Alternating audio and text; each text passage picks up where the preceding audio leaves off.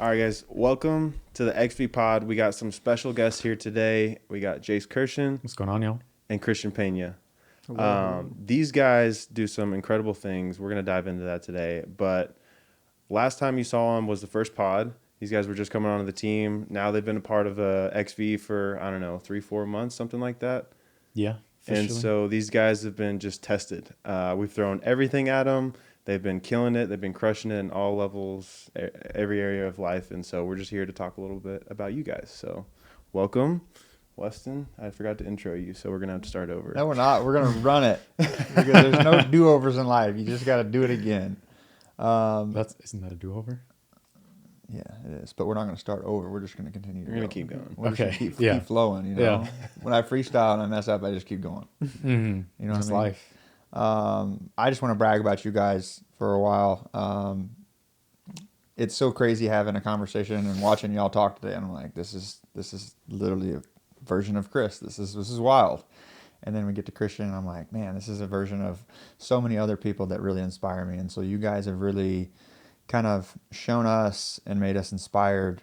And we're just super happy for you guys that y'all are on a path at a younger age than us. That's really cool to see because we didn't have a clue really what we wanted to do when we were y'all's age. And so with your organization, your structure, your communication is awesome, dude. Your creativity is just like, I don't even know what you make half the time. Like, super cool. And what's awesome is y'all both have two different gifts.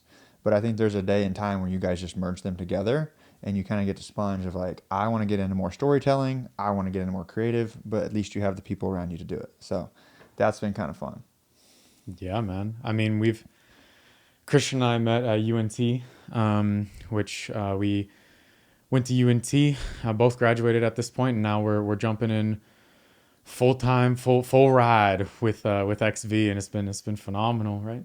Yeah, 100%. I agree. It's been nothing but a blessing. So Yeah, and Christian and I have gotten to collaborate not only in starting at UNT, we got to collaborate like in a news studio where a lot of times, I would be the technical director or audio, and you would be the graphics or something like that. And now it's, Christian's got a crazy editing brain, man. I mean, I can't even begin, but so I love being able to take advantage of that because I know, oh man, I get a 20-second hype edit from Christian fit in here, bro. It's beautiful. I appreciate you, man. Thank you. It's like a glove, dude. I appreciate y'all. Chris, what is your favorite thing about working with both of them?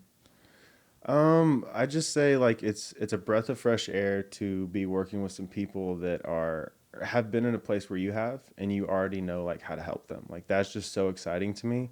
Like getting to set up this space here with you guys today and run you through like all the little things it takes to put this together is like, I live for those moments because like I know you're gonna remember them. We're also having an experience together, and like this is the most fulfilling thing to me. I walked out earlier today and I was like, I can't wait till we have the bigger studio where I can just play all day. I get to go in there, get creative with our team, and we just get to do like cool stuff all the time.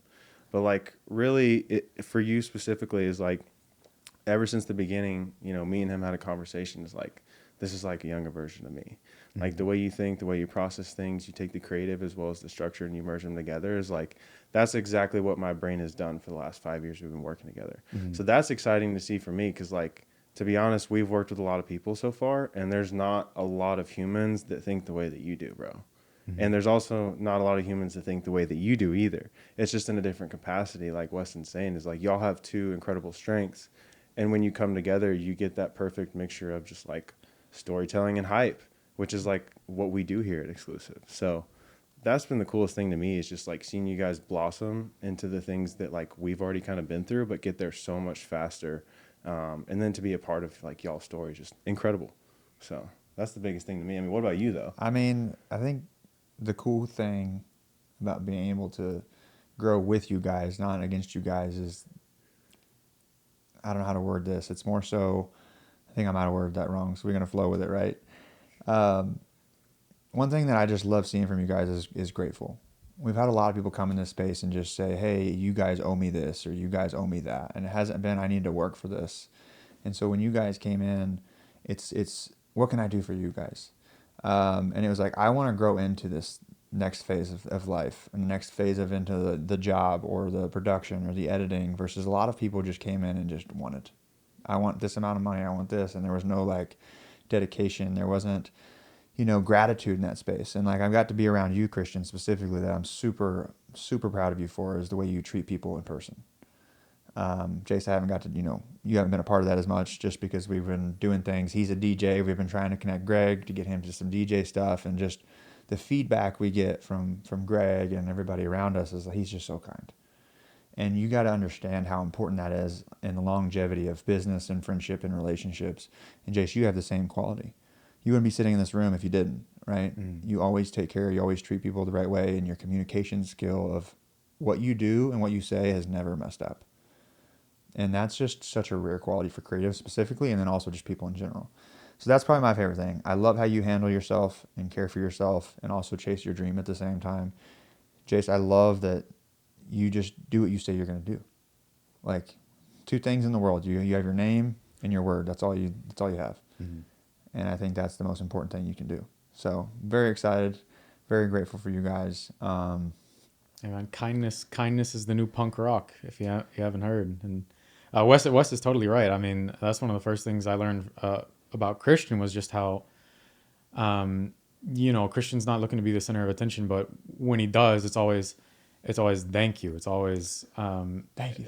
Yeah, it's thank you. It's I appreciate it, and that's cool. I mean, to me, right? Like, especially because Christian and I just came out of college, but I think this is true of like all of life, right? Where, especially when you're younger, you get so many posers trying to be cool, trying to be hard. And it's like, bro, just be nice. Like that's what attracts people to you, right? People think it's, success or I've been here, done this, but like, no, man, it's if I can tell you're a quality human being, then that's why I want to be around you, not, some car you own, you know what I'm saying? So, and that's something I picked up on y'all right away as well. So yeah. Yeah, I mean, we're going to jump into some heavy topics of society, but I want to think about this for a second. It's like, what made you guys actually be like, something different, or maybe there isn't something different? Like, what really attracted you all to what we do? I'll let you go first. So, obviously what y'all do is like amazingly cool. It's definitely like, one of like the main reasons. I mean, just everything y'all do is just like awesome. But like, y'all as people, y'all are just like, so friendly, just so kind, so nice, and I really do appreciate that, like I feel absolutely, like, yeah, you know what I'm saying, like y'all are chill, like super chill, and like I can't ask for like like better bosses, you know what I'm saying. And that's the thing is we're not bosses, bro. I think that's the thing. Mm-hmm. Like I'd rather put Chris above me any day of the week. Like Chris has transformed this business more ways than I could have ever. We just used our brain together, and we're just here to grow it. There's no above me. There's no under me. It's right beside me. And we also see it in the same space. Do you have to create some fear inside of business and relationships? Yes. Yeah. But I think if you're going to go a far way and you're going to go a long way, you have to make sure it's not just a transactional and just fear, because that person's either going to leave for money or they want to do their own thing, whatever the case may be is. And so like our goal is to first check in as human beings first, and then see how business goes. And the only reason we know that is because other people taught us that. Mm-hmm. You know what I mean? So appreciate that. Jace, what you think?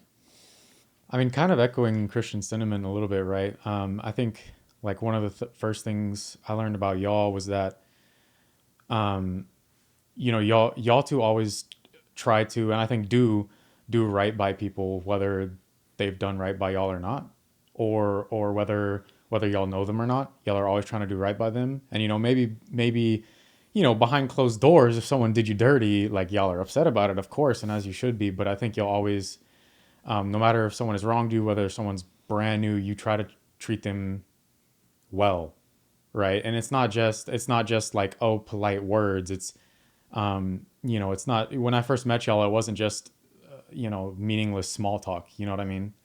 Right. Y'all were trying to get to something realer. And I think that's pretty apparent on anyone who talks with y'all, right? Because I think y'all talked about earlier a couple minutes ago about how I forgot what I was gonna say, but continuing on with the statement, basically, I think keep flowing. Oh, it's because y'all two said that y'all were where we were, however many years ago, right? And I think it's pretty apparent to me and to the people who are around you that like not only are y'all emotionally intelligent emotionally intelligent enough to like pick up on what other people are thinking or feeling, but you also care enough to act on it, kind of a thing. And so, like, you know, if I'm gonna have, you know, bosses, or if I'm gonna be getting into business, right? Those are the people that I want to be around, and that if I'm gonna, you know, if I'm gonna follow someone, if I'm gonna believe in someone's vision, I want it to be someone like that, who is not only intelligent enough to look out for other people's needs and the, you know, individual aspects of person to person, but then secondly, willing to put in the effort and time to like act on that. You know what I mean? You know, I just want to also like piggyback off what he said. Like another reason why I kind of gravitated towards y'all is because it's not necessarily like, here I have some work for you, you know, to do. What is it? Just do it. Y'all kind of focus on like our goals, you know, our personal goals, you know, who we are as, you know, people, rather than just like employees. You know what I'm saying?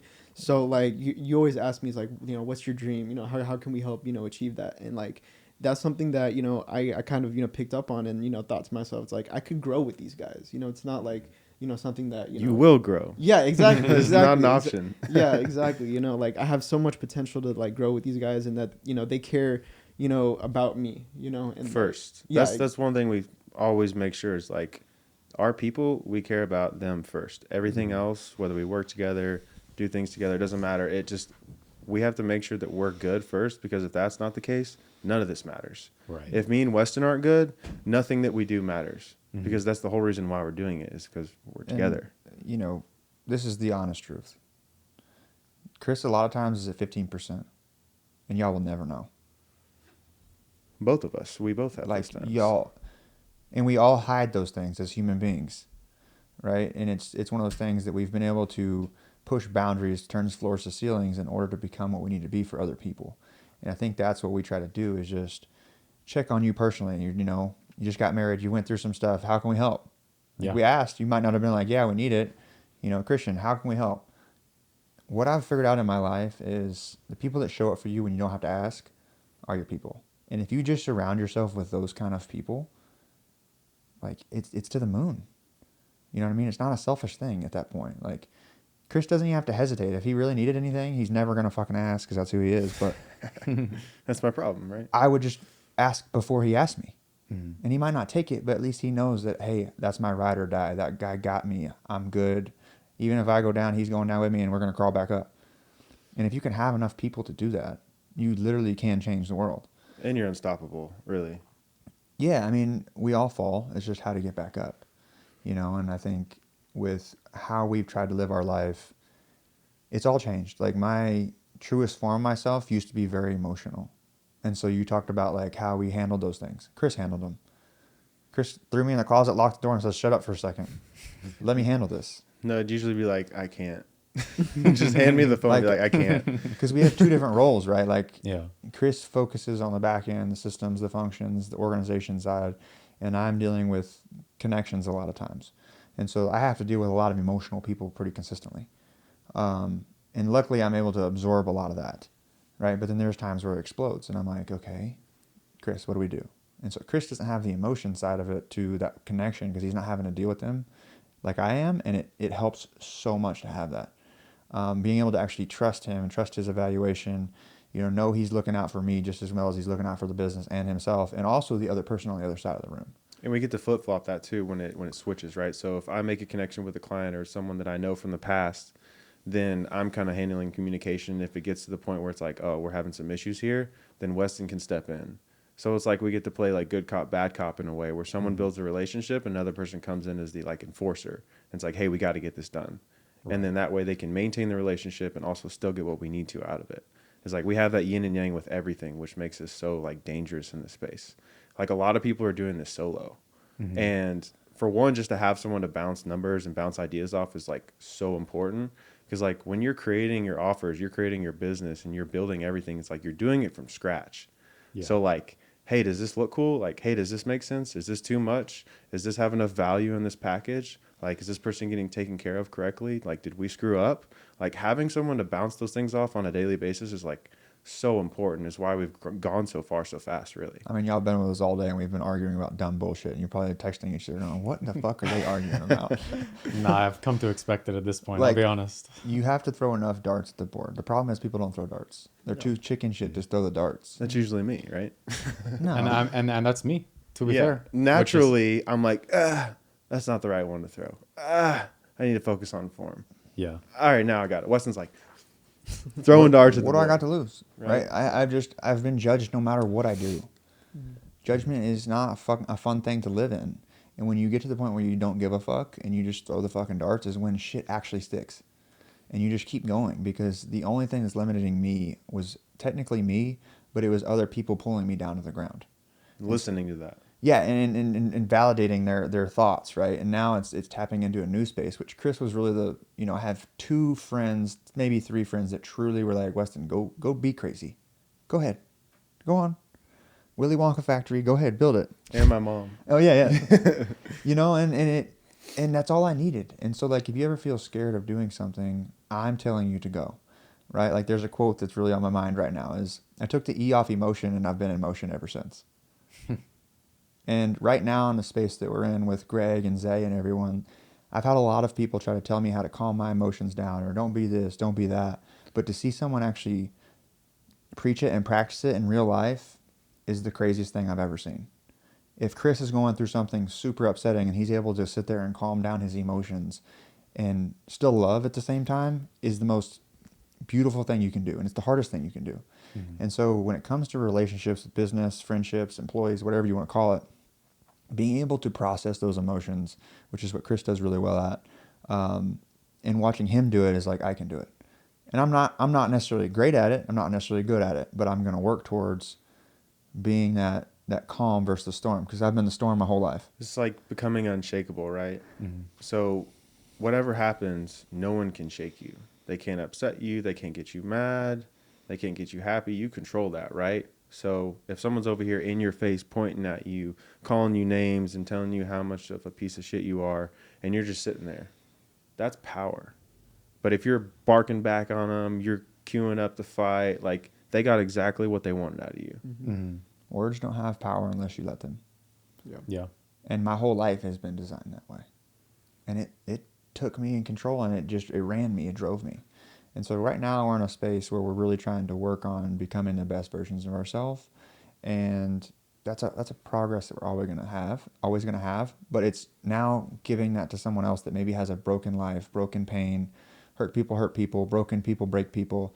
But all they need is a little safe place and a little bit of somebody to look up to going, hey, they can be calm, I can be calm. The world's not going to get any better being mad. Yeah. It's not. So being a safe place to somebody, checking in with somebody, loving on somebody, what's always going to win is going to be love at the end of the day. Mm-hmm. But it's hard to love people from afar when they do continue to hurt themselves, because they end up hurting you.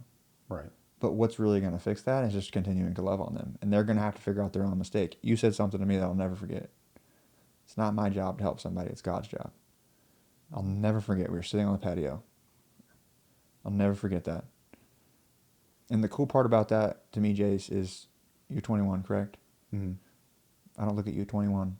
If you feel just because you're a younger age, you're limited because your age or whatever it is, don't. I did that my whole life. Oh, I'm not here because I'm not this age, or people look down on me because I'm not at this specific space. Like, fuck it. I'm telling you. Because if I can take advice from you because I don't know everything, that's something I'll remember for the rest of my life. And I look up to you even though you're 21 years old. And I appreciate that. So you guys got to get your voice out. You got to share your dreams. You got to believe in yourself. You got to believe in the people around you and let them do their thing. And guys, I'm telling you right now, my big thing right now, this came from Papa Ace the other day. There's no rear view mirrors in a rocket ship. Okay? But the way that I've kind of looked at my life is your rocket ship at first is held down. It's locked in. It's getting prepped and prepared. And honestly, those people were holding me down. Right? For me to go up, I had to release the bracket. Rocket ship went off, and then all of a sudden, as I got higher and higher, more stuff fell off the rocket ship, which ended up being my friends or bad business relationships or whatever the case may be. And then you're in the rocket ship with the people you're supposed to be in with. At 21, 24, 28? 29. 29. I'm 32, guys, and I'm going to still have stuff fall off. So you just gotta like understand, and this is something Greg's taught us. You're gonna get burned. You're gonna get cheated on. You're gonna get screwed over. You're gonna get cussed at, but just keep going up, and never snoop back down to somebody else. Continue to grow and continue to believe your heart, and always move with intention of how you really are versus what someone did to you. That has changed my life, and that's a shout out to Greg Pizarro. Never seen anybody move the way he does, and I know you can back that up too. Yeah, I mean, they move just at a whole different frequency that we've never been exposed to. And like after being exposed to, it's like, wow, we thought we were busy. We don't know Yeah. busy. We don't know on the go. Like these guys live out of an airplane. They're making, hundreds of $1,000s in deals at 2 a.m. in the morning, On 5 minutes. right? Like they just don't stop. Yeah. And you see them and you wouldn't be able to tell all the stuff that they just went through the last week. That's unshakable. That's Well, and I think it's tough too, is because, what is busy? You can't really compare busies, right? Yeah. Some people move forward with being busy, and some people stay in the exact same place. Like this is the treadmill concept. I can sprint on a treadmill, but I'm not going anywhere.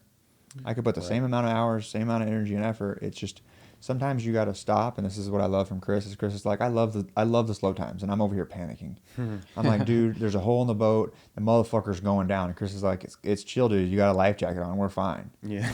And I'm like, no, we're not, Chris. And he's like, dude, these are the times that you're able to figure out solutions to patch the boat. But when you're moving so fast, you don't even think to patch it. You're just rowing. So I'll give you another quote, Wes, because you brought up my quote. Same boiling water softens the potato but hardens the egg. What does And that mean, so, like, to elaborate on that, it's basically like the exact same situation is going to bring different things out of different people, right?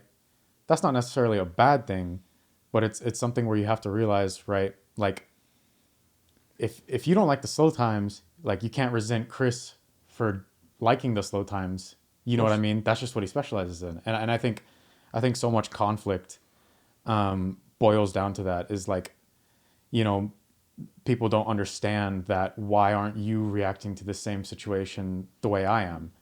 And it's pressure bursts pipes and pressure makes diamonds. same quote, different setting. But That's very you know good. what I mean?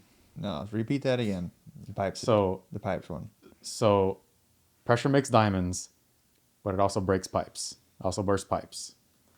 So I love that because I'm definitely I'm the pipe person, and Chris is the diamond person.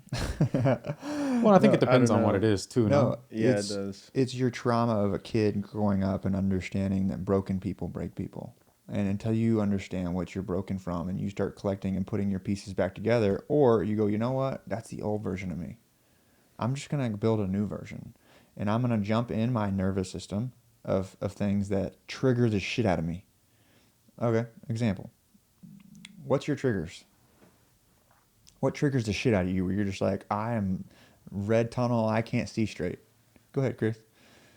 Ooh. You be vulnerable People first. waste my time. Okay. When I feel like my time's wasted. Yeah, I feel Big like one. like disrespectful Big people. one. At the smallest things too. It could be like 10 minutes of traffic. I'm fuming sometimes. That's a problem. But Okay. So what about like examples of like people? What are people that trigger you? Like what's something that really just bothers the shit out of you? well, it's like if I feel like people are wasting my time. So like if someone invites me somewhere and then they're kind of just like off doing their own thing, it's like, why did you invite me here? Right? Right. Or if it's hey, like I'm doing this, I want you to help me figure this out. And then when we get to sit down, it's like you haven't even tried to figure anything out. You just immediately came to me for help. And it's like, I'm not here to baby you. I'm here to provide help where you need it and then for you to ask questions, not to show you from A to Z how this is done. Right? And so a lot of people use that because at the same time, I want to just give it, but it drains my energy if I don't feel like it's appreciated. And that's another thing is like, if I feel like my time's wasted and it's not appreciated, well, then I'm really mad. Like, I'm not talking to you again. Yeah. How do you feel like you've grown in that area? I've just grown patient. So, like, people have bad days, people have off days. And I realize that I have those too. And I have to put myself in a position where I remember, man, if anyone talked to me at that point, they would probably think that I'm a terrible human because I'm not right in the head. Because I'm off. Like, I have days where, I walk in and I'm just unfortunately pissed off for no reason, right? You know that. I haven't had my coffee yet. But I have to think and I have to be patient and understand that people have those days too, and how they're reacting, especially if I don't know them right in that moment, that might not be them. It's just a moment that they're not their best self. And so I have to give them more opportunities. And also, as time goes on, they prove time and time again they're that same human. I cut ties, but I'm a little more patient with it now. And I don't put so much emotion into it, because if I do feel like my time's wasted, I just try to put it aside. It's like, okay, it's fine. I can't get it back. Why would I think on it still? It's wasting more time. And Chris does a really good job of just, once that line's crossed, it doesn't phase his brain again. Yeah, that is one thing. Like, I wish I had that. I don't. Well, it comes with, some things you maybe don't want to. So like in business, it's great. But when it comes to personal relationships, that can be tough sometimes, right? Because Well, I used to be the extreme side of that. It's like when you did cross that, bro, I was the savage. I mean, you remember me. I would just be so cold. yeah, but for someone to get you to that point is pretty intense. For me, it's like, they kind of annoy me. I'm good. Like, I don't need to reach out to them anymore. You know Yeah, what but I you're mean? not going to blow up on them. You're not going to overreact. You're Oh, just no, not no, gonna no. communicate. Yeah, I'll just cut it off. Just be done. Like, that's good enough for me. Yeah. And if they do reach out, you'd probably be like, hey, what's up? Or Well, if, to some point. It depends on who we're I talking might about. roast them. Yeah. I don't know at that point. Yeah. So, Can I say? yeah, of course. That's how me and my wife are. Y'all two are almost like my wife and I in a lot of ways. And where like if somebody makes me mad or like betrays my trust, I don't even really get mad most of the time. I'm just like, okay, whatever. I don't have to deal with you anymore. I don't care. But Yeah, then that takes years to develop, bro. Like and it did take years to develop, right? And it took, negative experiences and hardships, but that's the way I am. But my wife is more like you, Wes, to where like if there's already been an emotional investment, then she's like, no, like I'm not just gonna cut this person off. This needs to be fixed. I'm upset about it. Like I've put time and effort into this. I can't just cut this off. And like there's been times where like someone would really do me wrong, really screw me over. And I'll be like, whatever, they're not in my life anymore, it don't matter. And Madison will be like, no, you need to go tear them a new one. They did you wrong. You need to get what you're owed. And I'm like, I mean, who cares? They're like at this point, I don't want them in my life anyway. So I moved on. You know what I mean? But you've gone through some development at an age that most people haven't, right? You went through some things where you're like, life could be worse. I got my beautiful wife. I'm in good shape. Amen. I got a job. I got God. You've gone through phases in your life where this isn't going to stop you. Mm-hmm. There's a lot of people in their life that haven't gone through that really hard trial and overcame it and developed their identity where it's like, it's all good. If you want to burn me, God's got me. What's not for me is not for me. What's for me is for me. And I feel like you've learned that at a very young age because we deal with this very often, I myself included. I used to be the intense reaction. Now I'm like, I try to just sit. And I've actually been practicing that, and it's been really helpful for me to be able to step back and not explode. And it's taken practice and practice and practice. And so, like, with your trigger, what do you feel like your trigger is then? Me? Yeah. What sets you off? What does your wife do? That's a better question. She's learned at this point what buttons to touch, and she doesn't. And that was the result of, dating intentionally. But I guess in terms of what sets me off, I mean, people wasting my time is a big one. Like, especially when I used to work in a warehouse, and like, I thought the job was fine. But so often, like I would get a task list for the day or whatever. I'd get all the work done in 2-3 hours. Look down at the clock. I got 4 or 5 hours left. And then my boss just starts giving me busy work. I don't mind working. Like I don't mind working, but I don't want to do busy work. You know what I mean? I don't want to do something that doesn't have a purpose or that doesn't have a point. Dude, my dad used to make me freaking sweep the shop that was already sweeped. Yeah. I mean, it's that kind of thing. You really need me to be on the clock, but I get it. He was just trying to put some money in my pocket. Yeah. But like, I get your point. It's like, why in the You need fuck am I here? purpose behind whatever you're doing. Right. Like if I don't feel like there's a point to what I'm doing, it's just it's gonna get more and more tedious, and it's gonna be harder and harder for You me need a to challenge, focus though. on it. You need something to climb. You're not He's stimulated. a climber. He needs a limitless Mount Everest. He needs something to climb. So Weston knows how my brain works now. So instead of Can we asking talk about me, that actually? yeah, that's what I was bringing up. Go ahead. Actually, I'll spin off of it when you get done. So he knows how to approach me with something if he wants me to figure something out. This is how he does it, and I know it every time, but it doesn't matter. So he'll come to me and he'll be like, "Hey, I got this idea for something. Do you think this is possible?" And at first I'll probably say, oh, it's way too hard, too expensive, takes so much time. It's so customized. And then later that night I'll go and spend all night, literally all night, not Did it sleep. yesterday. Did it yesterday, buying equipment for this stuff. Like, I'll just spend all night gearing it out, going in deep dive in YouTube tutorials, blow Weston up with all this shit. And the next day I'll have a solution for it. Because I'm thrived on a challenge. Somebody has a problem, I want to fix it. That's my engineering brain. And I think you're kind of similar in that sense. Is like somebody gives you something that stimulates you. You're like, I have to figure this out. No. Were you a troublemaker? Yeah, for a while. Hood rat days. Yeah. Here's something I talk figured about out them. though a little bit with troublemakers. Troublemakers did shit and then they got in trouble because they were just bored with the task they had in front of them, so they would just keep trying to do different shit. That honestly what it was. Like, think about it. It's like 100%. you don't challenge your kid enough, so he goes and does other challenges because he's bored. So like as me, I was just constantly doing crazy shit because I was like, I needed to climb, I needed something to chase, I needed something to scratch. Bro, so you're hitting the nail on the head. I had the truancy officer after me a couple years in high school because I would just skip. But I graduated 12th out of 500 because I would dead ass look my teachers in the eyes and I'd be like, look, like, I get it. I'm not trying to be disrespectful, but at the same time, yes, I've missed a third of your classes. I still have the highest class in the grade, or highest grade in the class. Okay, why, Weston. why am I here? I don't really care, kind of a thing. Well, it's just forcing people into something they don't need to be. Like, if people really know how to push and develop, like, for example, how do I push Chris? Give me a challenge. I don't know if it's possible, but I don't think he can do it. Literally. He's going to lose it. He's going to stay up till 3 a.m. going, that motherfucker, dude. It's going to drive him crazy. And not that I do that on purpose, because I don't. It's more so me, Chris knows my brain. I have to throw a bunch of darts in order to get out the creative best ideas. That's what I'm talented at. I'm creative in that space. And so Chris has to let me talk, even though he's over here not really paying attention. He's going, yeah, okay, no, yeah, maybe. But he's knowing what he's doing. He's letting me rip out a bunch of different things that make the most logical sense. And then he finds, like, that's the dart. I'll take a piece from this idea, a piece from this idea, and a piece from this idea, and that this is how it That's works. how that works. I love doing that. Because what he's talking about exhausts me. What I'm talking about exhausts him. But us together, that's how we actually execute on He's everything. the executor. Like, Well, I don't execute shit. I can't there's finish tying my shoe. I mean, let's be honest.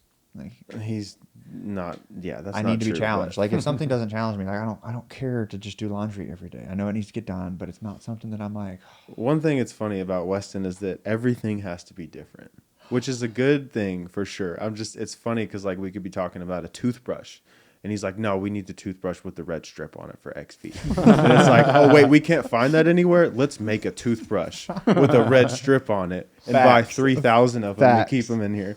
facts. My brain thinks different. It thinks of different ways to market versus the normal eye or the normal brain when it comes to taking things to the next level. Like, I try to think of so many different concepts, and then we walk through them and be like, this one's stupid, this one's not. But then once we do it, we got to test it. So no idea is stupid. There's no right or wrong. I was talking to somebody, this is so off topic, but when did we even come up with weekdays and weekends? Like, if you really think Well, about it. it would have been. I think I have an answer for you, Well, but don't give me a logical answer, but like, think about how Okay, we I live won't. as human beings. It's like there's no right or wrong answer when it comes to like, oh, we're designed to just work 5 straight days and then we're supposed to get off 2. Who came up with that shit? The government. I know, but it's rewiring something. Like, hey, what are we all working this week? And it's like, what fucking day is it? Oh, well, I could tell you where that comes from. That's actually astronomy. That has to do with. well, it also comes from in the Bible where the God said there's a day of rest, right? And so then they would work 6 days, and then they would rest 1, and then now it's 5 and 2, and I don't know. It's That not, is true. I it's- guess it it's- goes it's not back to like- biblical. Yeah. times, right. It's not a religious thing anymore, but I think it at least got its start. Yeah, but because it's like you go to Australia, they have 2 months off. Did you know that? yeah, So they work 10 months of the year, and they have a summer and they have a winter break, right? But that's their society. That's how people automatically assume things. And so Yeah. I think it's cool that there's not really a wrong or right. It's just how you were raised and how you were developed for you to get the mindset that that's what it is. Yeah. So I'm trying not to go, oh yeah, there's a right way and there's a wrong way. There's a fucking ton of ways to get to Dallas. There's thousands of ways to get to Dallas. And so it's like And realistic. being open-minded to that is something I've struggled with. But I think it's really important to really get some good creative ideas or an execution plan is like, cool, we got to pivot. One thing we're good at is pivoting. But before we get to that, I want to jump into your trigger. What is your trigger? I feel like negativity is a trigger of mine. So you feel like people drain you? Yeah, like negative people, like they kind of drain me because I always try to be very positive. You know, I am a very positive person. You know, I'm always grateful for, you know, every single day. And I feel like, you know, if somebody's not necessarily matching that, you know, it kind of does drain me a little bit. You know, not like, you know, full out like meltdown, but like it's like I kind of, you know, see them different. You know what I'm saying? It's like, you know, It's hard to be around. yeah, you know, I try to understand them, like, you know, what's going on, you know, what's wrong, you know, I try my best to, you know, like lift them up, you know what I'm saying? But if it's like you can't, you know, help someone who doesn't want to be helped, you know, and I feel like those types of You people, can't help. like, Say that again.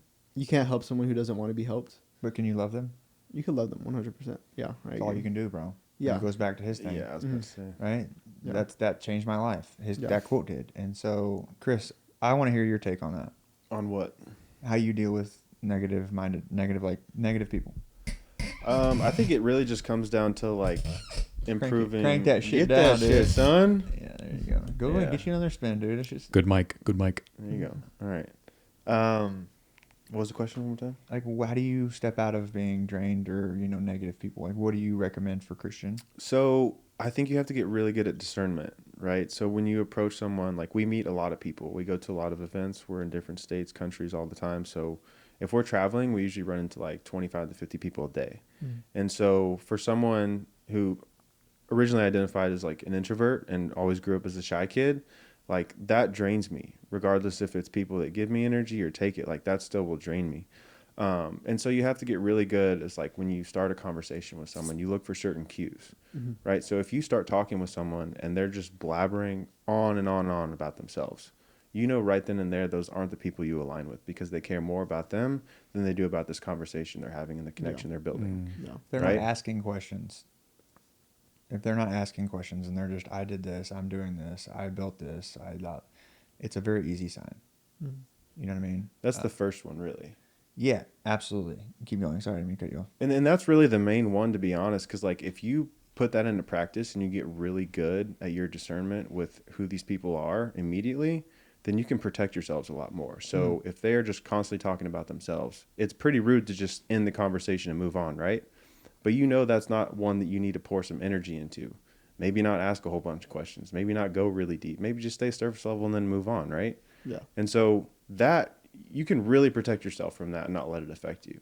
It's like, because if that's a person that's just going to drain you, what do you care about anything anyways? Yeah. Why are you worried about the conversation? Like, there's nothing to worry about. You just need to figure out a way to move on from that. Yeah. Well, like, I think, I don't know your situation or what negativity, but like my dad was very negative in spaces. And you can't just, yeah, I can distance myself for sure. But there was a day that I was like, I refuse to let him ruin my day anymore.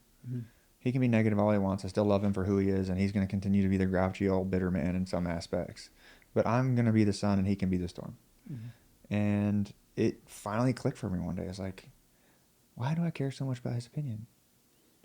Like, why? What is the thing that bothers me? And so I finally stepped back and I'm like, all I can do is love on him. And I quit taking his advice. I quit taking his opinions and then it all just let go. And now if my dad talks shit about me or whatever he does, like, let him be him. It's him. I don't need his approval. I don't need his validation. I have one. Right? And so I think for me, the negative space is something I would also tie into what Chris is saying is like figuring out how big your cup is and figure out what fills it and what drains it. Like that's the secret is like me and Chris have different levels of cups when it comes to people, but he has a different level of cup when it comes to processes and organizations or connecting with his really tight circle. For me, I'm able to open up to a lot of people and not get as drained. So you got to kind of clarify for you is like, can I continue to be positive or is there one or two people that are being really negative or is it a bunch of different people? Because the hardest thing too is at 21 and 24, everybody's on different chapters. Right now where I'm at, dude, we have a lot of people in our age that are waking up going, I hate my life. I am miserable. Married, kids, job. Miserable. Right? And they look at us and they're like, how are you guys doing this? Like, and we're like, yeah, we're happy. We're doing what we want to do. And so I think when you figure out like, being around people that actually are pursuing their passion and their purpose, you'll literally kind of separate yourself from negativity with people. But if you get in, that certain crowd that's just constantly complaining and whining, it's just not for you. And And you can love them, because the thing is, bro, is at some point in time, that page turns. And usually the page turns, bro, when they go through something very, very badly. And then they run to you going, I can't live the life I'm living anymore. So who do I know that's been super positive, that also is doing their passion and purpose, and they will run to you. That's where me and him are right now, is we have a lot of people going, hey, I don't know what you guys are doing, but I gotta be involved. And I think it's more of the mental space, is like, I need somebody that I feel like I can see somebody actually putting this in place and living a happy life. And I think that's kind of how we've shifted into negative and positive, is putting it out there of what we're doing, while we're doing it, and letting those people track to it. yeah, and like you bring up, that's an important point, is like there's certain people that you can't get away from, like your family, right? Certain people you have close bonds with that are considered family, maybe not by blood, but they're close enough to you to where that's the case, right? Me and Weston, we're not blood related, but that's my brother, right? But the coolest thing that we've both done is research each other, care about each other, and love each other. But I don't go, Chris, you're doing this wrong. Yeah, I it's go, hey, approach. this is how to approach anybody and anything. We both do this for each other. We had an argument the other day. I was in a bad mood and he wasn't in a bad mood, okay? I took something the way he came off, and it was a big miscommunication, but I responded and I like shut down for a second, which I'm allowed to have a bad day. He understands that, right? Now, with that being said, is how do we approach the conversation? Do we yell at each other? No. I took a second, which also disrespected Chris, and Chris communicated that with me. But when I came back and he came back, we didn't talk. We gave each other a hug, right? Because that's the only thing going to help the situation.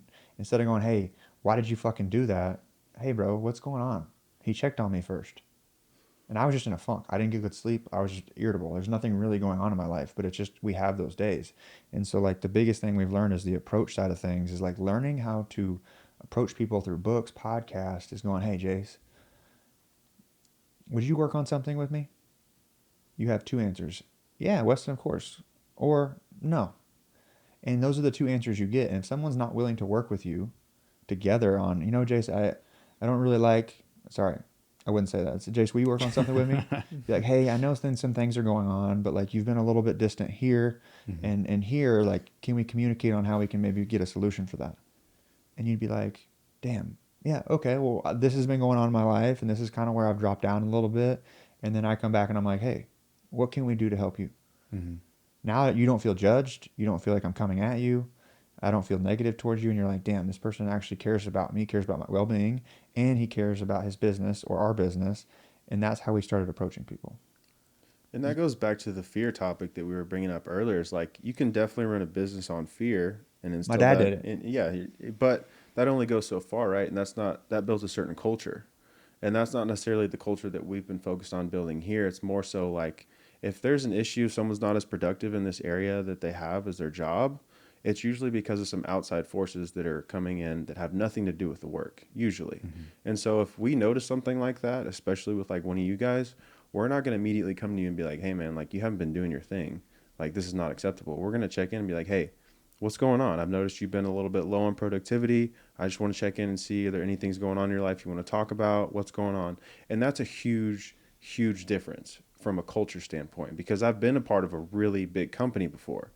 And you just feel like a small fish in a gigantic ocean almost.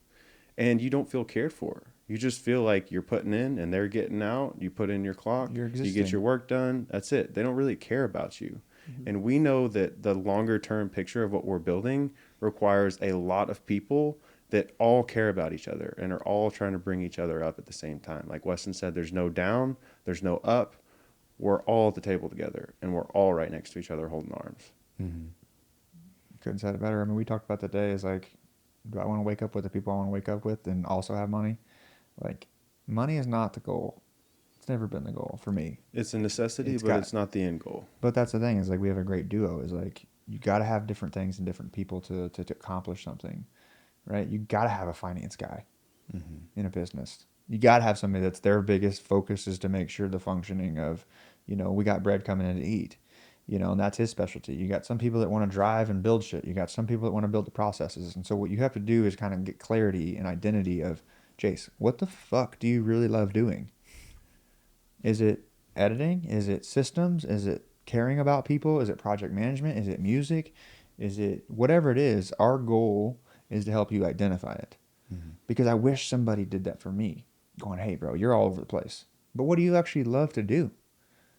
I don't even know what would happen in my life if I was 21 and somebody sat me down, put me down there and downstairs with a dry erase board like, Weston, you're good at a lot of shit, but are you doing it because you're doing it? Or are you doing it so that people see you doing it? What is the real thing that brings Weston joy? Dude, I don't know what my life would have been. I really don't. I didn't even pick up a camera yet at your age.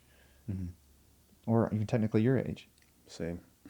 Like, it's crazy to think about. And so having those people that actually give a shit about your life, not your financial gain, is going to be super important for you guys to grow in the space of whatever the fuck it is. You know what I mean? And I think it's just getting that clarity that's best for you, your wife, your tenure, and right now, and realizing what you're going to have to sacrifice to get it. Like, what are you going to sacrifice in order to become the biggest DJ? You thought about that? Yeah, I've thought about that, you know. Well, I have a girlfriend right now, and I feel like she That's kind how of you start that one? Well, dude, I mean, like, forgive me, baby, but Sacrifice my girl. I'm going to EDC, baby. well, no, it's like, you know, I be traveling to, like, you know, out of state shows and stuff like that, and, you know, it kind of upsets her, you know. It should. She cares yeah, about I mean, you. obviously, Yeah, you know, yeah. and like rightfully so, you know, but like sometimes, you know, her work doesn't allow her, you know, to, you know, get the day off or something like that, and like something happens, and, you know, I feel like sometimes I gotta, you know, like, you know, reassure her, like, you know, I'm not gonna, you know, be over there, like, you know, doing some, you know, dastardly stuff, you know, against you. Like, you just gotta, like, trust that, you know, like, you just gotta trust me that, you know, I'm there to just do my job as a DJ and just get back home safe, you know. I mean, I know we're getting deeper in some personal stuff, but like, is trust an issue for you guys? Yeah, I feel like, you know, we're still working at, you know, at it. Yeah.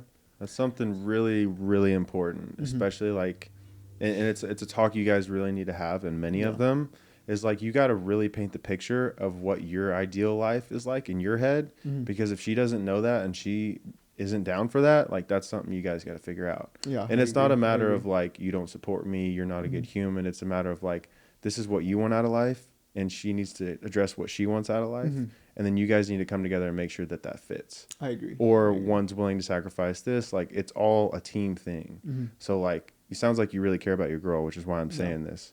Definitely have that talk, man, because it's really important. Like, Avery, I'm gone a lot. Like, this year specifically, I mean, we've been home this month the most out of the whole year. We've been home at top 7 days this whole year. We've been traveling. I don't even know all the cities we've been to. So last week was the first day we've been home. First week we've been home for full 7 days since January. Yeah. That's crazy. And so, like, you know, for my girlfriend, that's hard on her. Like, I've moved her to a place where she's never really been, out here in kind of, you know, the sticks a bit, right? For her, this is the country. Town is 10 minutes away, but this is the country to her, right? And so, you know, her family's not really here. She's never really been here. She's starting a new business, just left her job. And so she's starting a lot of new things. And when I'm gone, she's kind of here by herself, right? And so that's been an issue that we've had, is like, she supports me. She doesn't ever come back and be like, I don't trust you. But she's very, very supportive. But at the same time, she loves me and wants to be around me. So it's hard whenever I'm gone. And so we just have to constantly have these talks about, like, reassurance, like you said, is very important. And then also just to let it, you know, keep selling them the dream, right? Like, you're building a team, and you have to keep selling your partner the dream of, like, this is what we're going to. We're doing this together. It's not just me. It's not just my dream. This is our dream. I'm going to help you build yours. I'm going to build mine. We're going to do it together. It always has to be that. So. Go ahead. Let me interject. Wes and Chris, bro, y'all would make phenomenal couples counselors, dog. Y'all, because like I was literally, Let me get married first. I was thinking earlier about when y'all are talking about like how y'all talk to each other and how y'all address each other and how like y'all seek to understand each other. Bro, that's literally the stuff Madison and I have like worked on, and like the stuff that we've gone to like premarital counseling for. like literally echoing like what y'all said. And I was sitting here, I was like, bro, y'all would be phenomenal couples That's counselors. I always say business partnerships and marriage, man. And if you can I make think that it work, you is. can for damn sure make a marriage work. I Because think business is harder. but the goal is like me and Chris continue to grow every morning. I think that's the thing is like the word willing is so important. Am I willing to work? Am I willing to fight for Chris? Am I willing to love Chris? Am I willing to choose every day that I love this person? And I think between a relationship, friendship, business, if that person's not willing, you're going to have a problem. Yeah. And I think with Christian, with you is like, you have to identify, and I don't know your girl or you or your background of certain things that have happened in your life necessarily, but like, what I've learned is the secret sauce of people, and I love communication. I love deep conversations, and I ask so many questions to get a bunch of data. So this isn't just like some random stuff, but attachment styles. So you have a secure attachment, you got an anxious attachment, you got a fearful avoidant, and you got a dismissive avoidant. And when you kind of get clarity, and you can go take a test for this, guys, it's changed my whole entire life. Like, fuck the 5 love languages. When you learn attachment styles is what you actually get to heal with your partner the trauma they had as a kid, and you get to go down in the furnace with them and go, hey, I'm here. I'm with you, but we're going to go through this together. Because anxiousness of, hey, you're going to be a big DJ is a terrifying thought process for anyone. If she was an actress and all of a sudden she had a chance to be in the biggest movie in the world, would you feel like she's going to forget you or she's going to leave you for someone else, right? Mm-hmm. Your brain is wired to go, am I good enough? Especially when you're on the way to success. Yeah. And so being able to reassure someone that is anxious takes specific steps in place for you to understand her mind and how it works, that you can give her reassurance to actually help her go through her trauma together. Mm-hmm. Right? Like, if I'm going to go through my trauma, I got to go through the trench. I got to find a way to crawl out of it, and then I got to go back down and keep learning how to heal that. Yeah. Like, it's a very difficult thing to break. I call them, in relationships, testing your triggers. So one thing I had to do in my relationship that I thought I was doing a good job was I would just walk out of the room instead of yelling. To me, that was big for me. Okay? I'm like, I'm getting yelled at. I refuse to yell anymore. I'm not doing it. So I'm going to just take a second. I'm going to go calm down. To me, I thought that was a very healthy thing, right?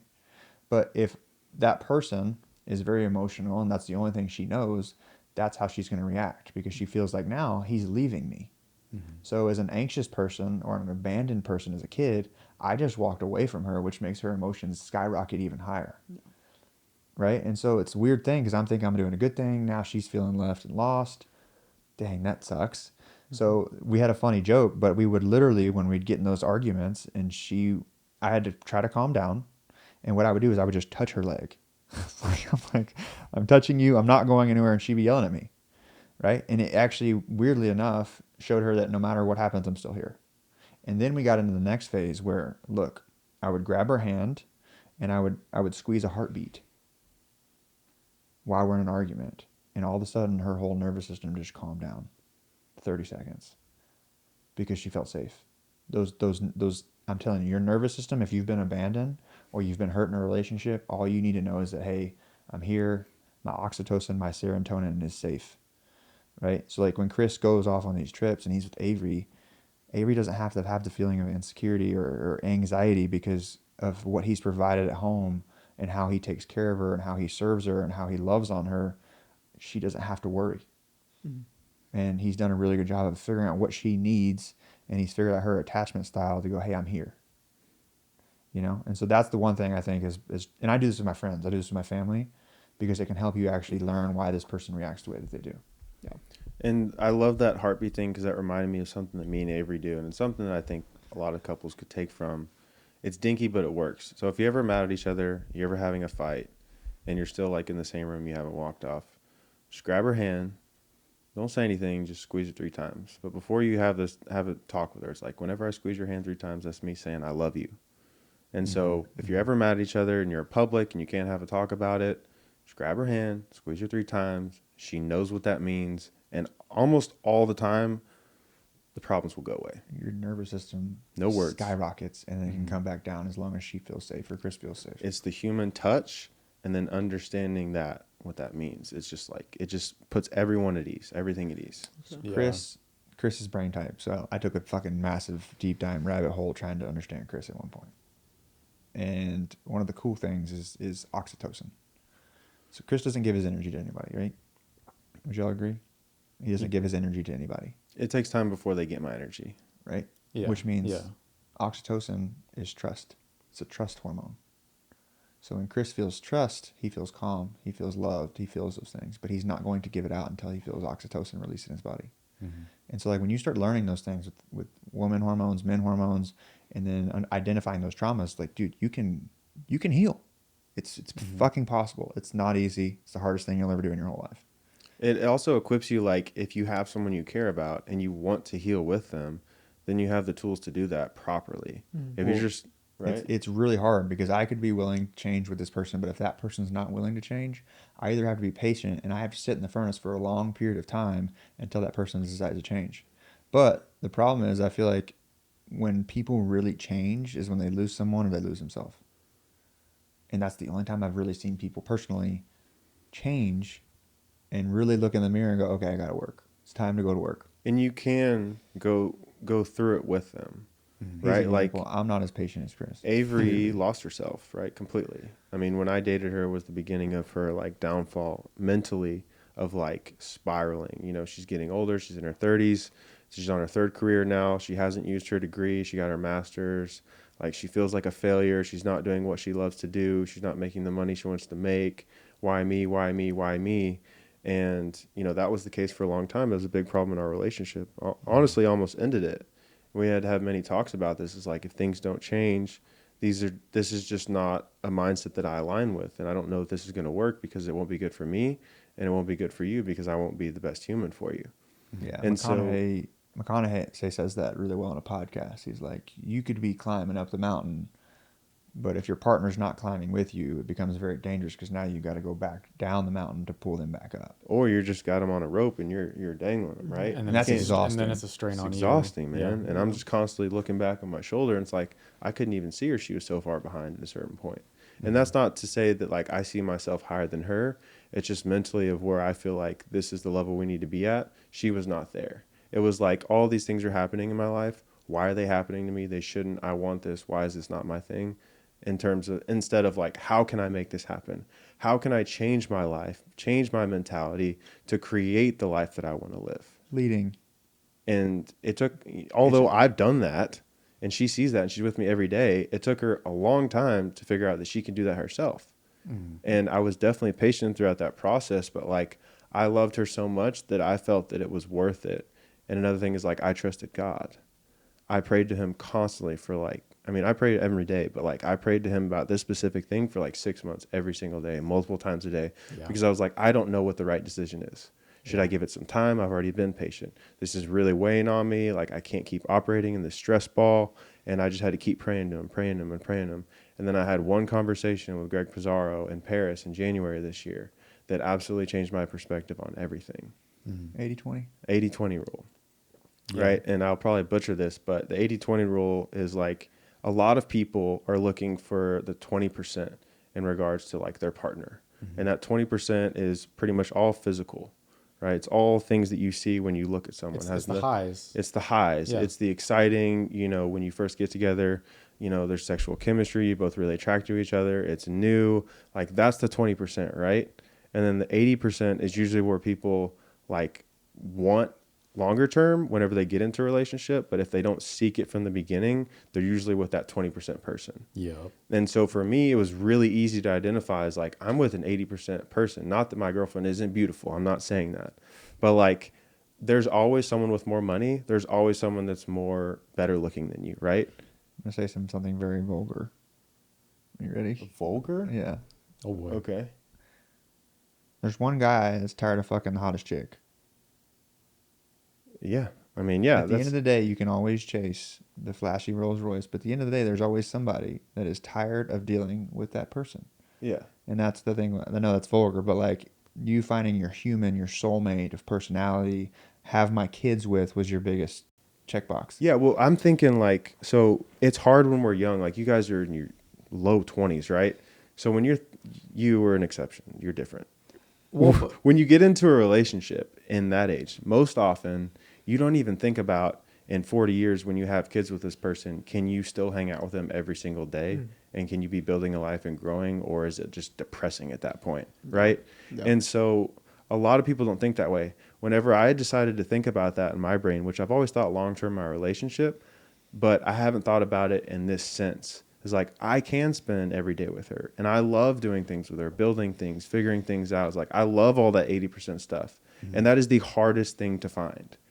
So why am I even questioning this person who's incredible?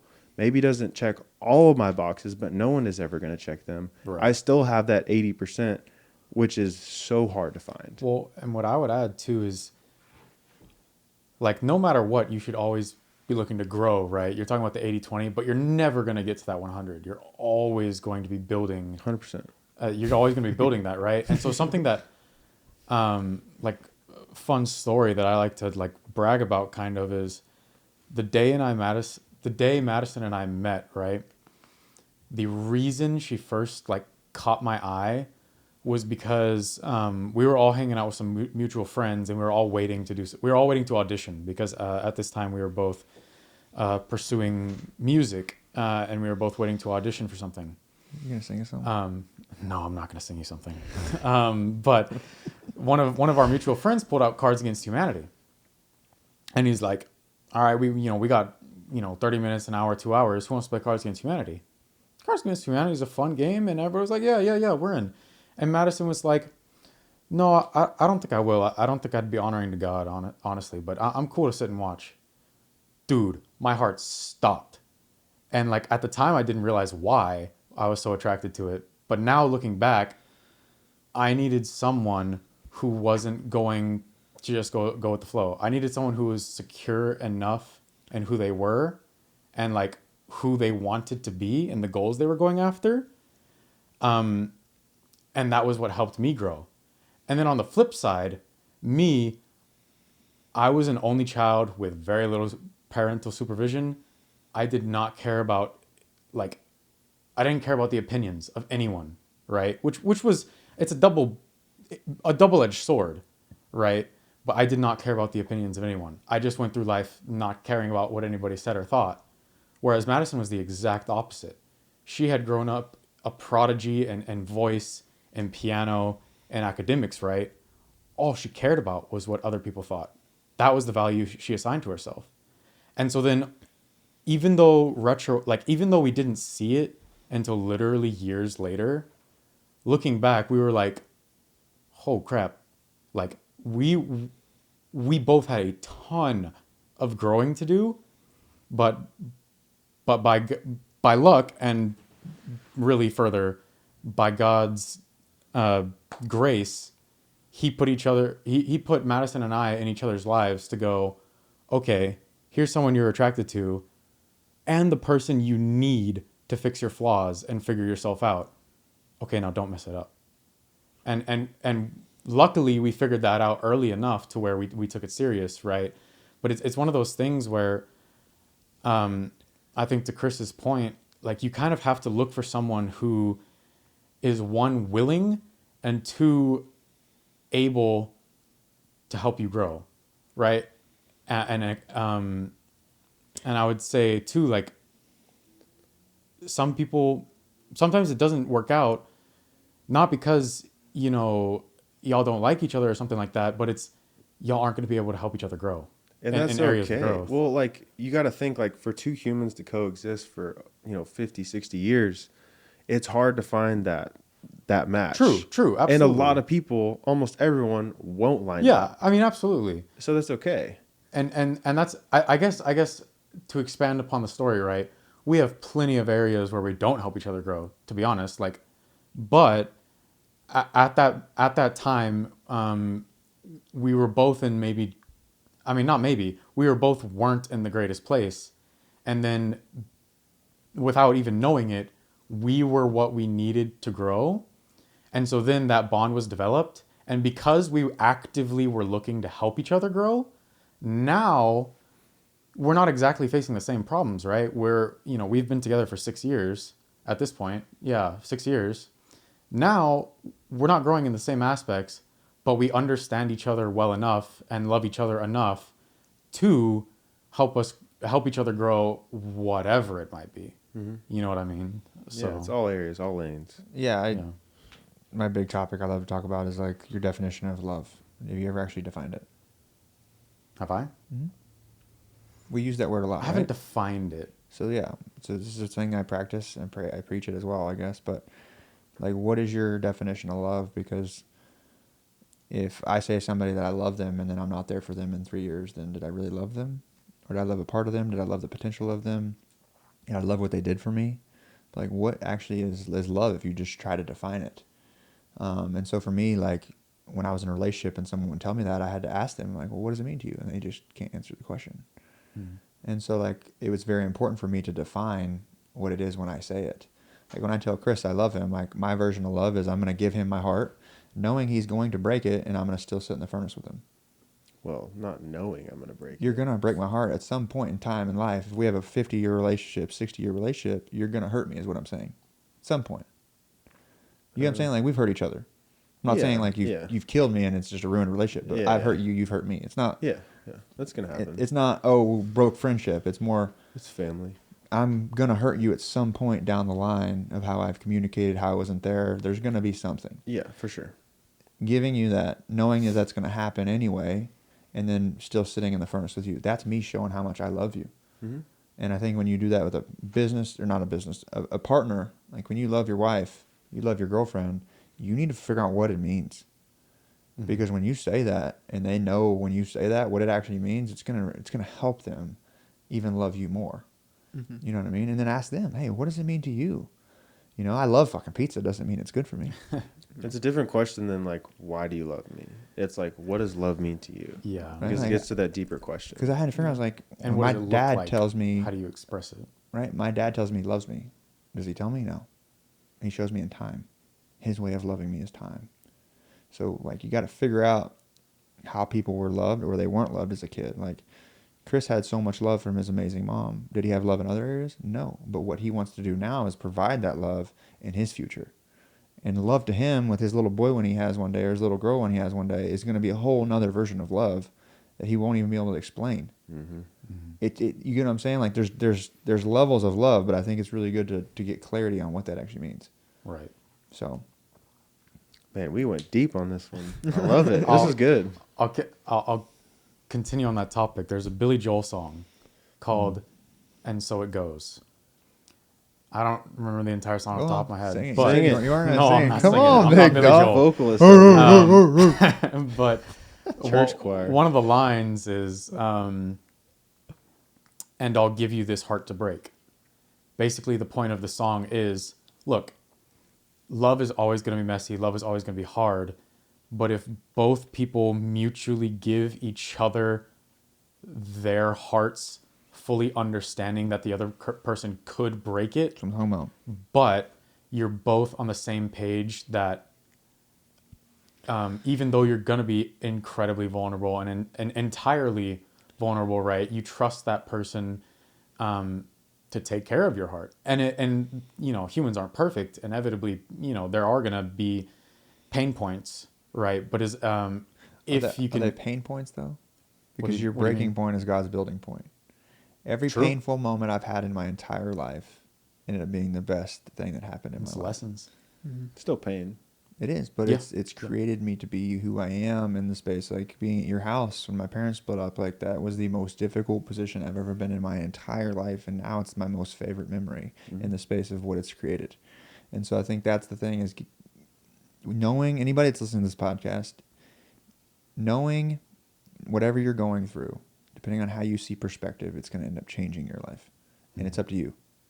So I think if you're listening to this, just understand if you're going through something right now, look back at all the past times where you've been hurt or you've been in pain and think and question in your head, dang, this actually was awesome for me. And if you can see it that way, you've probably grown. But if you haven't changed. Like Chris has a beautiful story about pain It's messy. Yeah, but I always say this line all the time, like, shit the fan, clean it up or let it stink. Just went to a different room. Like- I just let that one die. I love that one. Let that thing die. No, I mean, it's like Weston said, your pain is your purpose. And the hardest times in your life will make you exactly who you're meant to be. God's testing you. You know that. I mean, the first conversation we had in person, I got so much wisdom from you. I got clarity in my relationship, my life, everything. I mean, you're just dropping bombs on me, right? 21 years old. It's crazy. And I mean that. I mean, I think it comes from two things, at least for me personally, right? Is it comes from one, y'all talked about like learning earlier, right? And like growth. Mm-hmm. I think for me personally, you either grow when you mess up, or you grow when you see someone else mess up and you take notes, and you realize why they messed up, right? I want to speak to that. So Sure. let me ask you this. What we've really tried to filter when we were talking about negativity, different things. I could go up to you right now and say, hey, would you be willing to work on this with me? Right? And you'd be yes. Will you actually change? Yes or no? Depends on what it is. Right? But think about it, right? Mm-hmm. You've gone through phases and periods and chapters and new books of your life where you've gone through that painful moment. Mm-hmm. But what we've kind of figured out is the people that constantly talk about their problem and haven't gone through those super painful moments don't really change. If I tell Chris something right now, he's disciplined and dedicated enough because he's already gone through that pain process where he wants to change his life. Does that make sense? And also, if he's bringing that to my attention, this is somebody I love and care about and trust, like I'm listening to that. Regardless if that's how I actually feel about how I'm acting, what I've done, anything, I'm listening because regardless of how I meant it to be or go about, that's how it was received, which is the most important. And so that's an important thing to know is like these people that come to you are bringing things to you, maybe their approach isn't correct, but understand they're bringing it to you hopefully out of love and to take a perspective from that before you jump to the defensive. Yeah, and we always try to start the conversation that way.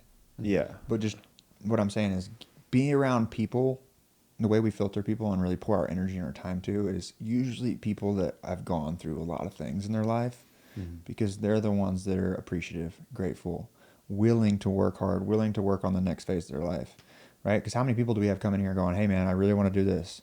Hey, man, I really don't like my life right now. Okay, well, when is their breaking point that they're actually going to do it? They have to go through something so painful because they're not going to get up tomorrow when we say, hey, we're going to go for a run at 7 a.m. And if you guarantee you go work out at 7 a.m. and you go for a run, you're going to have a better day. Your dopamine's going to go off. Still not going to do it. Yeah, people are like, hey, how'd you get into shape? You kind of changed your life. It's like, well, I have a protocol right here. You got to watch your calories, track it, eat this much protein, carbs, fats. You got to watch all your salt intake, your water intake, work out twice a day, get up and run in the morning, work out in the afternoon, do that 6 days a week. And they're like, oh, okay. But when would they do it? Whenever they've got no other options. Hey, man, me and my girl just broke up, bro. I got to get back in shape. I got to do that. You know how many phone calls I've had on that? And then what happens? Pain creates them to wake up at 7 a.m. and go for a run. And that's what I'm saying is, but there's some people in the world that I can tell Chris, hey, bro, I really want you to work on this. He's already gone through that phase of his life where he knows the dedication and the next way to get to the next level is me putting in that discipline. And so like with you guys, like we can ask you guys to work on anything and we feel comfortable that you'll actually work on it versus some people, we say, hey, do this. It don't work. They don't care. They don't want to get to that next level. And so that's the other energy side of piece I forgot to talk about is like, figure out those people and dude, you'll go so far. Because dude, how many times when's the last time you threw yourself in an uncomfortable position? Signing on with y'all. A little bit. Fair enough. Yeah. Honestly, which was what, 3-4 months ago? Yeah. And I mean, yeah, all at the same time getting married and coming on with y'all. I mean, those were okay. So how much? Marriage was less uncomfortable, to be honest. But okay. with y'all, it was a new experience for me. But Christian, you go ahead. Yeah. I feel like I'm always like pretty uncomfortable. Like 5-10 minutes before I go on stage, I'm very uncomfortable. Like I get nauseous. Like I need to like pee and like it's like it's very nerve wracking. Seeing like like a lot of people there and you gotta like perform. It's like it's very anxious and like bro, I would get concert shits, bro. Yeah, no, I've definitely and it's crazy because like most of the time the venues like Chris, I'm just imagining. Y'all are the same, bro. What you mean? I You were know. thinking it. I know you were thinking it. I've probably done that. Yeah. No, like the bathrooms, like they suck at like these venues. Oh, I so- believe so- you. I believe You you. ain't taking but- shit there.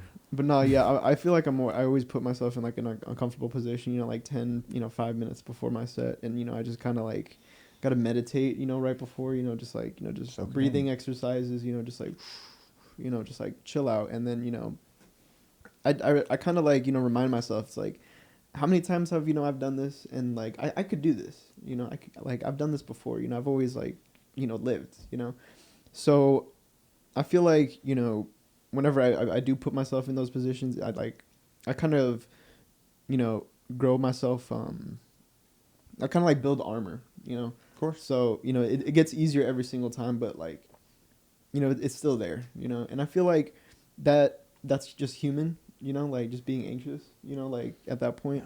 So I don't really, talk down to myself. It's like, dude, why are you anxious? Like, it's more like, you're feeling what you're feeling because that's just who you are, and it's like you kind of just have to accept it, just ride the wave, and just like I've never had a show like turn out like terrible. I've always like had fun. Like I'm like whenever I get off stage, I'm like, dude, that was like amazing. Let me ask you this: Mhm. when you get anxious and nervous, is it because you're afraid of like failing?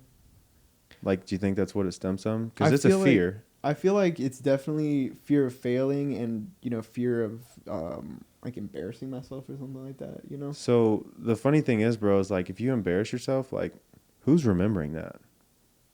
That's true.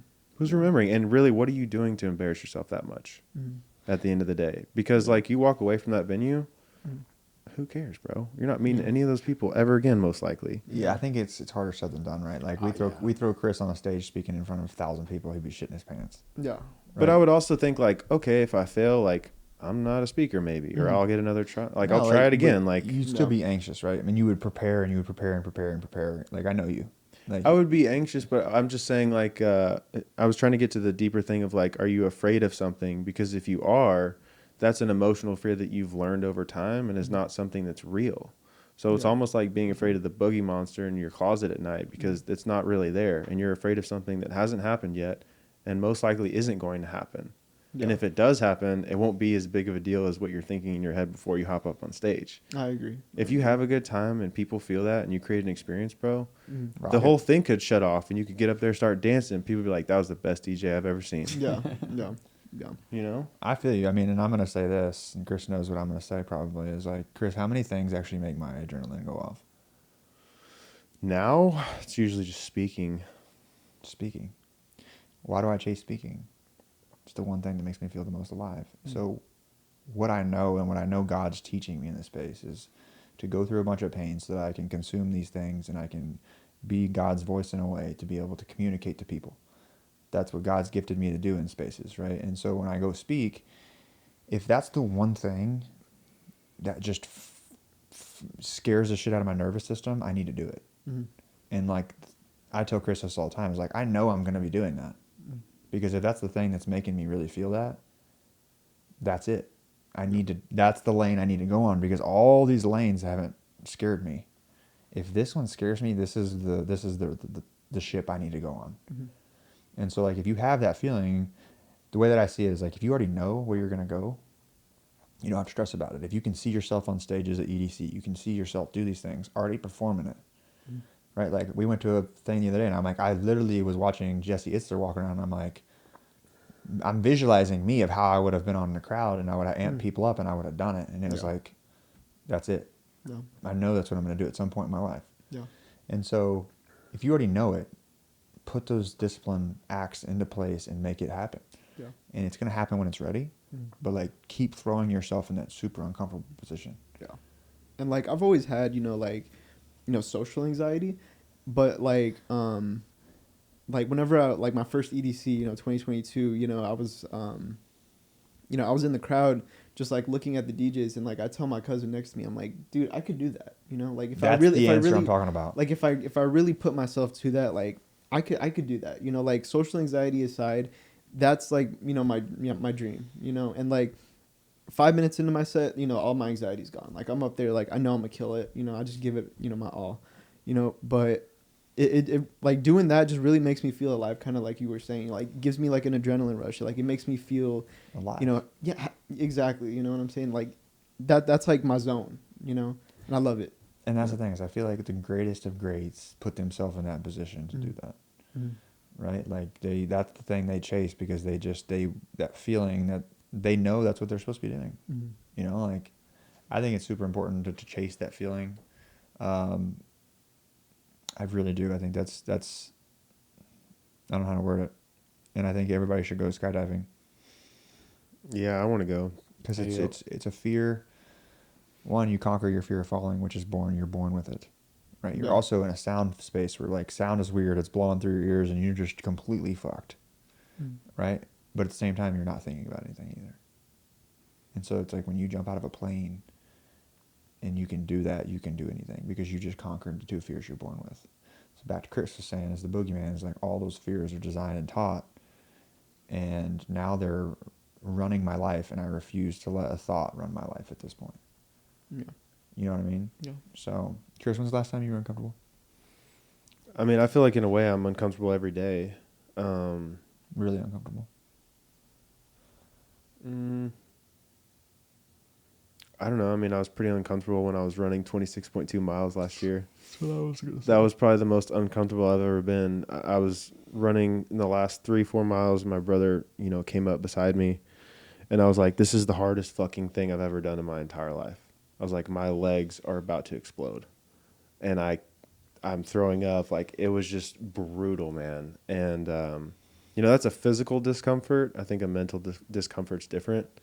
I have that usually in like social environments. So like if we have a big opportunity coming and it's like, hey, this person will be there and we have an opportunity to talk to them and maybe like open up a conversation, I get a little bit of social anxiety like coming in because I mean, I don't always come off as like very well in the beginning. And so for me, it's like I get really intriguing at the second conversation or the 30 minutes in after the initial one, right? Guys, Because I'm If y'all- observing. Let me speak. So like I'm observing when I first approach a conversation. So like I'm asking a ton of questions because I'm not saying much because I don't want to talk. but you come off well. Thank you. I appreciate that. I'm not saying I come off wrong. I would just say that I like to be observant in the beginning. So like in a big group, I maybe not interject, but I'll see how like everyone's interacting, and then I'll see, okay, this is what I want to talk to this person about. I'll step in now. Yeah. Right? And so I get a little nervous in rooms like that sometimes. I'd say now not so much. Like this year specifically, I'm like, put me in any room, I'm good. Right? But it's like Takes practice. it takes practice for sure. You just got to push yourself out there, and you're going to say stupid things. You're going to come off not the way you want to. Maybe you don't get the number or whatever, but like you just got to get the reps in. Because like I said, all these people we're meeting, like half of them won't remember me, or maybe they will. They will always remember the aura and how we made them feel, and also the questions we ask. 100%. We'll be in a room of 100 people that are all worth $100 million, and we're over here going, "Do you like your life?" They're just like, what the fuck did you just ask me? Yeah, the camera guy asked me that. And then all of a sudden, we're talking to these people for 30 minutes because they're so intrigued and they want to separate out of their reality because their reality is numbers. Their reality is, I want something from you. It's always something in that space. So when you come back to real life of having a real conversation, those people end up valuing us more than they do the other people in the room. Yeah. And that just asks certain questions, right? And I think that's the value that we bring to the table in an aura of like, dang, who the fuck were those guys? Yeah. Like he always asked me the question, like, can you impact without speaking, right? And we do that. I mean, and not to like toot our horns or anything, but like when we walk into a room, it's this, right? Just by the way we carry ourselves, usually it's got a camera in hand, so that's a little flashy too. But like when we walk into a room, you notice. And it's not because we just look a certain way. It's because it's the way we interact with humans. The way we talk to the person coming in, ask them how their day was, how they're doing, shaking hands, yes ma'am, no ma'am. People see that, and that creates the aura of like, wow, these are good looking humans, but they are even better people. And that's so rare. Well, and there's two things I gotta see. Shoulders. You're gonna think I'm crazy. Y'all walk in a room somewhere and you just study people coming in and out of Chick-fil-A. You'll see shoulders forward, and then you'll notice the people that are very confident, very clear what they're doing. Their shoulders are back and their head's up. It's a crazy sign. I know it sounds weird, but you go to an event, you'll see specific people that are either really timid, really quiet, and not necessarily having a bad day or a good day. And then you'll see somebody that really knows who they are and having a good day. And usually those are the people that people are attracted to. And it's little, like I learned all this in sign language, which is like hand gestures, movements, eyebrows, all different kind of movements of body language. Have you studied body language before? Like actually book, a podcast on a specialist for that? Bro, you can read people in 30 seconds. It's really easy to do. That's and what then I while do. you're doing that in a conversation is you're reading these body languages of people and you're literally unwinding them and figuring out what they need to be at, what questions you need to ask these people. Right? And that's the secret sauce of communication. But I want to talk about something. Chris comes up to me, first job in Fort Lauderdale. Overweight. Sweaty as shit. $14 million mansion, 3-day 50th birthday party. Insane. First day, we're all in a white party. Okay? Friday night. Chris has the Ronin. Probably, I don't know, maybe a few times he's seen a Lambo, but he's filming his Lambo. His yellow Lambo. And It's 3:30 in the morning. yeah, it just before 3:30 hit, he comes back to me. He's like, Weston. I'm like, what's up, dude? He's like, I don't know if I'm cut out for this, man. And I'm like, I just laughed. I'm like, no, bro, you got this. Go have some fun. I'm like, just got it. And it's crazy now because you get to look at the experience of the transition and the chapters like we've been talking about of the development. It's like everybody's on a different chapter. And so like now you see Chris the way you see Chris. But if y'all saw Chris 4 years ago, you'd be like, It's confidence, really. you don't even recognize it, right? And so I think that's the cool part is he's been able to teach himself how to be an extrovert, even though he's an introvert, and he can tap back into both.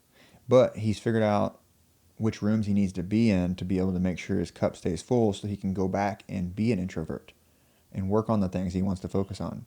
Because if he stretches too thin with people he doesn't like to be around, he's not going to go to the club to entertain a bunch of people. That's going to drain him. What does he do? He goes to, an event where people are like-minded talking about these deeper conversations. Because we could leave here today and had a great conversation with you guys. He's not drained today. No, yeah, I'm getting energy just sitting here.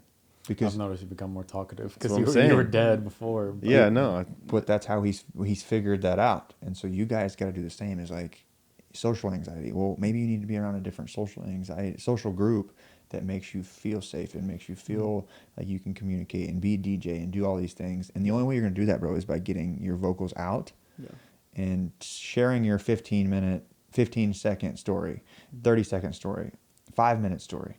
Like Chris has an elevator pitch that it's hilarious because he wouldn't even say people that have people in the elevator now. And now he communicates in the elevator. Now he has this amazing, beautiful 15-second, elevator pitch that really intrigues people. Right? So, like, example, we're going to run this. This will be the last thing we go through. Jace, what do you do? What do? I edit video. I sing professionally. I run Dungeons and Dragons games. This is true. I love my wife and I love God, and that's all you need to know. Christian, what do you do? I video edit. I DJ. Yeah, I love God. Yeah, Chris, what do you do? I help bring visions to reality and build brands. So the way this all works, right, is like really talking and communicating on how do I make this better? Mm-hmm. How do I make this about others and not me? How do I add a question into that 15-second spiel to make me go, hey, wait a minute, what did you say? I need to ask more about it. And so, guys, doing that is going to help you feel so confident in a room, but you got to practice these kind of 15-second spiels, whether it's on the phone, whether it's at the grocery store, whether it's at the coffee shop, and start learning how to identify these curiosities.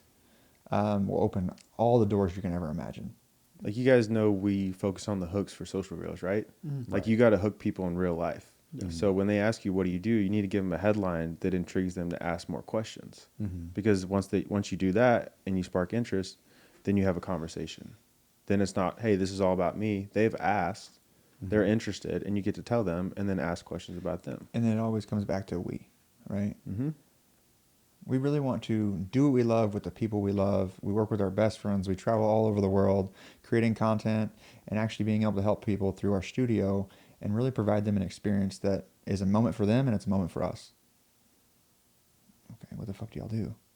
You see what I'm saying? So you guys are really got to figure out how to sell your story without it coming off cocky and making sure it's confident. And that's the thing you can learn in rooms where Chris can walk in any room and feel very confident because he's got his story down.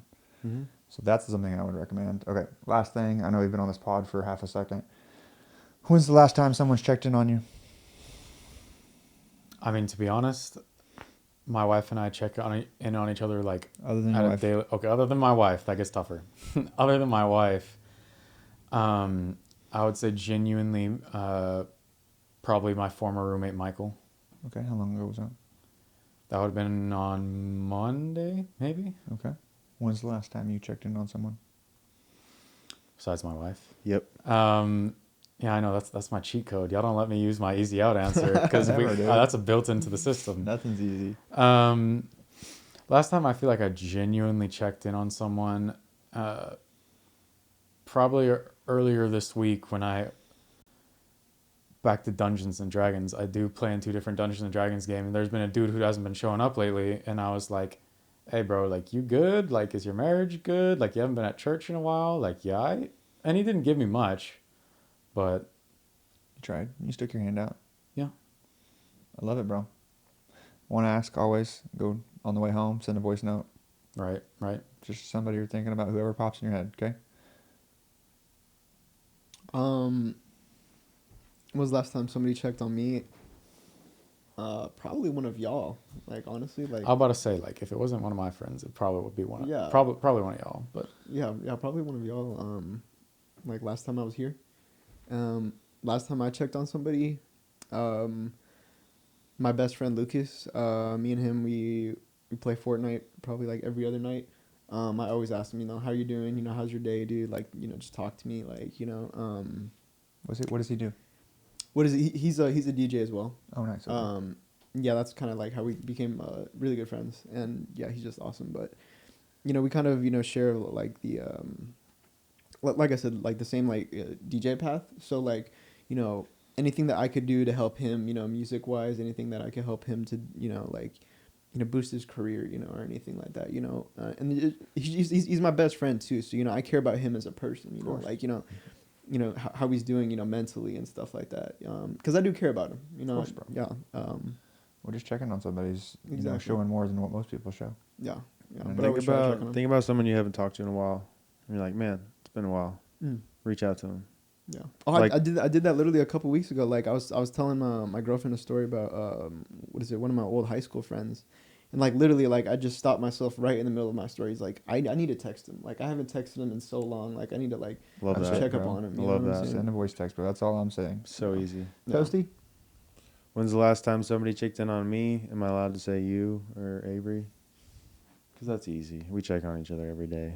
if But- y'all vetoed my wife, Yeah, that's a you don't veto. get it. That's a Call veto. the shots, Jace.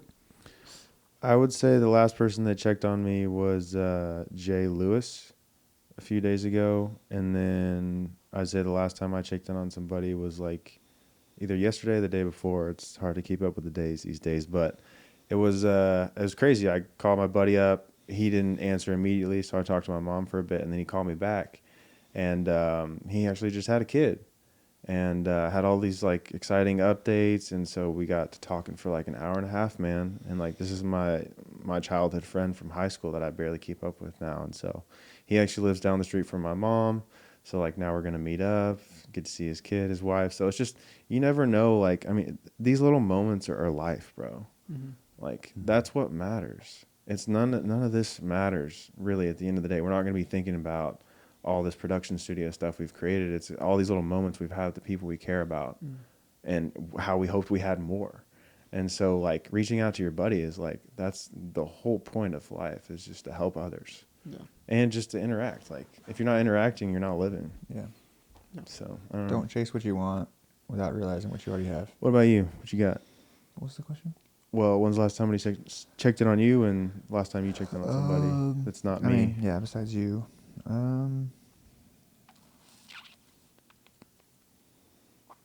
I guess Al in a way, but we'll talk about that later.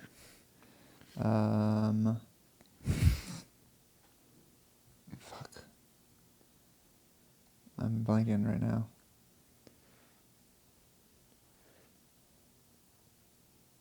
I'll come back to you on that one. I'm trying to think of a specific conversation, but it's not coming to me. Mike Johnson. Check in on you, or you checked in on Checked him? in on him. Obviously, I told you what's going on with that, but I've been checking in with him every day. Nice. Been checking in with Cormac every day. I didn't hit him up. Yeah. Yeah, I don't know if I told you about that, did I? No, but we won't I do it know. on the pod. That's fine. But yeah. So yeah, the goal is to just go check in with somebody today. That's all I ask. Chris, do you have an ask for them? No, I don't ever have an ask for people usually. That's one thing I need to focus on. I'd say you guys just need to think bigger about the future and then actually start mapping that out with your partners. Mm-hmm. Seeing if you line up. You're already married, so you're kind of stuck. But still, it's a Unfiltered, Chris you can still Hinckley. get it annulled, I guess, at this point. I'm just playing. But no, like, I don't know if you guys have done this, and maybe you have, since you've gone through a lot together in counseling before getting married. But if you haven't, I would say sit down with your partner, sell them the dream of your life. And if you haven't figured that out, go figure that out first. Sell them the dream of your life. Ask them, what is your dream in life? Like, if you were to wake up tomorrow doing exactly what you love, what does it look like? No restrictions, nothing. And see what they say. And then you guys talk about how they align together and how you can help each other reach these goals. Mm-hmm. Because that's the whole point of this partnership together. And that will take you a long way. Like, me having a good person beside me has helped me so much. Like, in a lot of ways, like we talked about earlier, how I couldn't see Avery and I felt like, we were getting so far apart that it wasn't going to work out. In a lot of ways, she was helping push me forward in areas of my life that I had neglected for so long. That's what I was talking about earlier. Right. Madison and I. She got me back in the church after like 5 or 6 years. Right. She got me back into like my faith with God, period, and like just talking with him. And outside of that, she's just a pure human. And so she always approaches things usually, well, sometimes not always the best, but like she usually comes at it from peace and communication more than like a reaction. And that is just, literally a reaction. I mean, I saw this last week from her. I was like, oh my God.